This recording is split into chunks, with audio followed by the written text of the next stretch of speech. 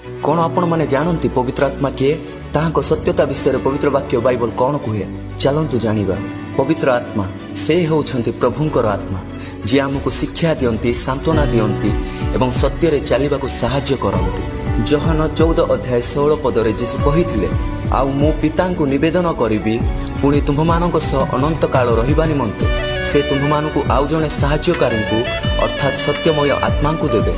द्वितीय रे पवित्र आत्मा काहेकि आसिले योहन 16 अध्याय 7 पदरे यीशु कहिथिले मु तुम्भमानकु सत्य कहुअछि मोर प्रस्थान करिबा तुम्भमानक पई मंगल मु प्रस्थान न कले सही सहाय्यकारी तुम्भमानक निकटकू आसिबे नाही। यीशु एही दुईटी वाक्य माध्यमरे भविष्यवाणी कले जहाँ पेंटिकस्ट दिवस पूरण है। यह प्रेरित 2 अध्याय देखा मिले।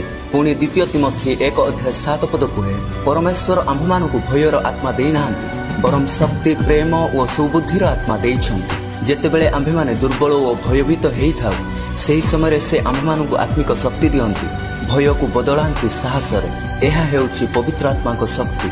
चतुर्थ रे पवित्र आत्मा को फल कौन गलातिय 5 अध्याय 22 पद कहे प्रेम आनंद शांति दीर्घ सहिष्णुता पर उपकारिता भद्रता विश्वस्तता मृदुता एवं आत्मसंयम यह ही पवित्र आत्मा फल। लूक 11 अध्याय 13 पद अनुसार